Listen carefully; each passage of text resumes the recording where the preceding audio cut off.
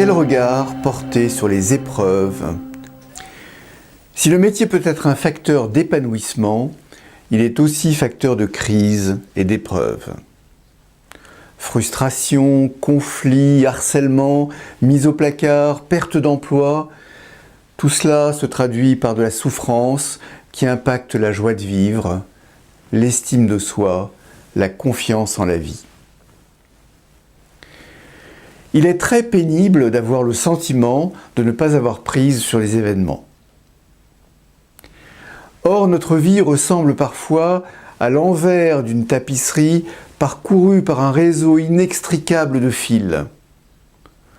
Le sens nous en échappe totalement. Ce n'est que lorsque l'on voit l'autre côté de la tapisserie qu'on peut mieux saisir sa cohérence et ses fruits. Il en est de nos vicissitudes personnelles comme de celles du peuple hébreu.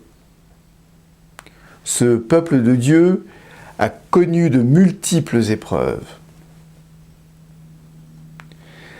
Si on contemple le fil rouge de son histoire, on constate que Joseph, fils de Jacob, vendu par ses frères, a vécu la galère de l'esclavage et de la prison. Puis, devenu premier ministre de Pharaon, il sauve l'Égypte et toute la région de la famine. Il se réconcilie avec ses frères et fait venir son peuple de Canaan, ravagé par la disette. Les Hébreux sont accueillis à bras ouverts en Égypte, mais devenus nombreux, et un nouveau pharaon les craignant les réduit à l'esclavage. Après 410 ans passés en Égypte, ils sont libérés par la main de l'Éternel. Conduits par Moïse, ils endurent 40 ans dans le désert, tenaillés par les privations. Toutes les générations ayant connu l'esclavage en Égypte périssent. Sous la conduite de Josué, les Hébreux font la conquête de la terre promise.